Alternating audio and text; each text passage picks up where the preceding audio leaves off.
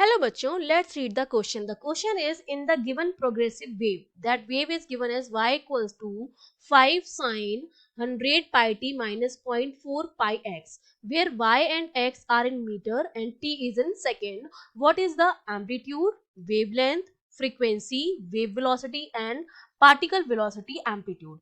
अब हमें पता है कि ये जो given equation है हमारी, that is the equation of traveling wave.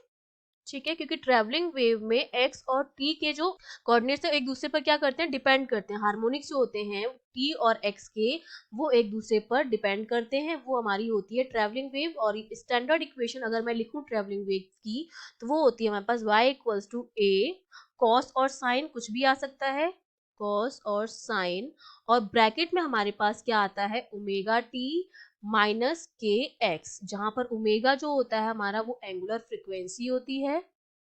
ठीक है, ए जो होता है वो एम्पलीट्यूड होता है आपका, और जो के होता है आपका वो होती है आपकी एंगुलर वेवलेंथ, एंगुलर वेवलेंथ. ठीक है, अब अगर मैं इसको और ढंग से लिखूं तो y इक्वल टू मैं लिख सकती हूँ a, यहाँ पर साइन है हमारे पास इक्वेशन में, तो यहाँ साइन लिख देती हूँ मैं. ओमेगा को हम लिख सकते हैं 2 पाई बाई टी.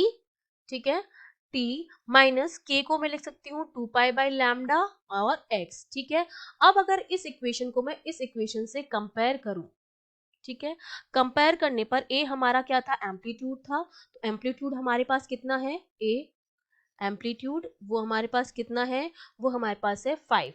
ठीक है, और जो वैल्यूज हैं वो आपकी किस में हो जाएंगी, मीटर में है, तो ये मीटर में हो जाएगा. बी में हमको कैलकुलेट करनी है वेवलेंथ, तो हमको पता है कि 2 पाई बाय लैम्डा की जो वैल्यू है वो कितनी है, 0.4 है. तो यहाँ से 0.4 पाई है. ठीक है, ये वाली वैल्यू जो है वो के की वैल्यू है, और के को हमने क्या लिखा है, 2 पाई बाय लैम्डा लिखा है. तो यहाँ से लैम्डा जो आ जाएगा मेरा, वो किसके बराबर आ जाएगा, 5 मीटर के बराबर आ जाएगा. फिर उसके बाद हम बात कर रहे हैं सी पार्ट की. सी पार्ट में हमको कैलकुलेट करनी है फ्रीक्वेंसी. फ्रीक्वेंसी जो होती है, सबसे पहले तो हम ओमेगा की वैल्यू लिख देते हैं. 2 पाई बाई टी जो है ओमेगा, वो हमको कितना गिवन है, 100 पाई गिवन है. तो यहाँ से 1 बाय टी की जो वैल्यू आ जाएगी वो कितनी आ जाएगी, और 1 बाय टी हमारा फ्रीक्वेंसी होता है, उसकी वैल्यू जो आ जाएगी वो आ जाएगी 50 हर्ट्स. ठीक है, यहाँ से 1 बाय टी की जो वैल्यू आएगी वो कितनी आएगी 1/50 आएगी, और 1/50 जो हमारा न्यू हो जाएगा वो कितना हो जाएगा, 50 हर्ट्स हो जाएगा. ठीक है, अब डी पार्ट में हमको कैलकुलेट करनी है वेव वेलोसिटी. डी पार्ट जो है उसमें हमको कैलकुलेट करना है वेव वेलोसिटी को.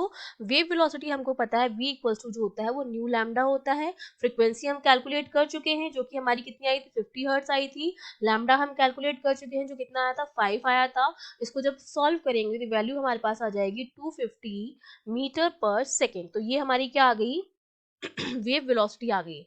अब ई पार्ट में हमको कैलकुलेट करना है पार्टिकल का velocity amplitude. Particle velocity amplitude जो हमारा होता है dy अपॉन